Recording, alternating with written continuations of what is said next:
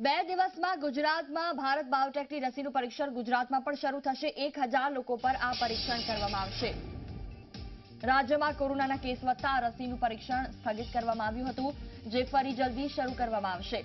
સૂત્રો પાસેથી મળતી માહિતી અનુસાર 1 કે 2 દિવસમાં રસી ગુજરાતમાં આવી જશે, જેને અમદાવાદની 16 સિવિલ હોસ્પિટલમાં રાખવામાં આવશે।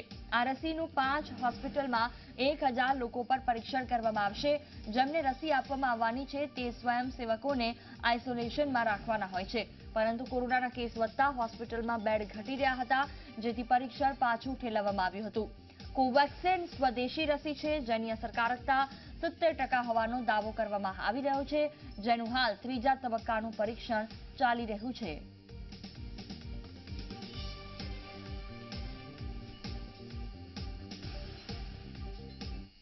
વિશ્વમાં હાલ કોરોનાની 11 રસીની રેસ ચાલી રહી છે, જેમાં ઓક્સફર્ડ યુનિવર્સિટી અને બ્રિટનની ફાર્મા કંપની એસ્ટ્રાઝેનેકા દ્વારા સંયુક્ત રીતે વિકસાવાઈ રહેલી રસીને 70% સુધી સફળતા મળી છે।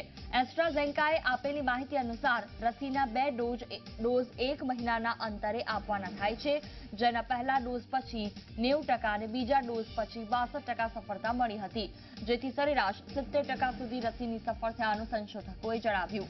આ રસી ભારત સહિત જગતના અનેક વિકાસશીલ દેશો માટે બહુ ઉપયોગી સાબિત થઈ શકે છે।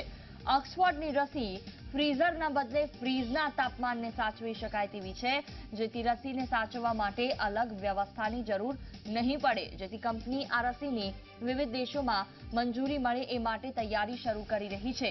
દરેક દેશના ધારાધોરણ થોડા ઘણા અલગ હોવાથી દરેક વખતે મંજૂરીની પ્રક્રિયામાંથી પસાર થવું પડતું હોય છે, ત્યારે આ રસીનો ઇમરજન્સીમાં ઉપયોગ કરવાની મંજૂરી મેળવવા માટે કંપની વર્લ્ડ હેલ્થ ઓર્ગેનાઇઝેશન પાસે પણ જવાની છે।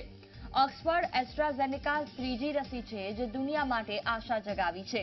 આ પહેલા અમેરિકી કંપની ફાઇઝરની રસીને 95% અને અમેરિકાની બીજી જ કંપની મોડર્નાને 94.5% સુધી સફળતા મળી છે।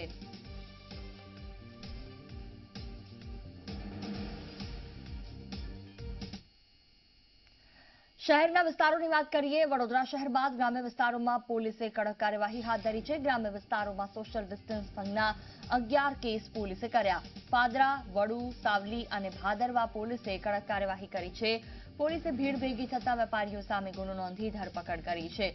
પોલીસની કાર્યવાહીથી વેપારીઓમાં ફફડાટ।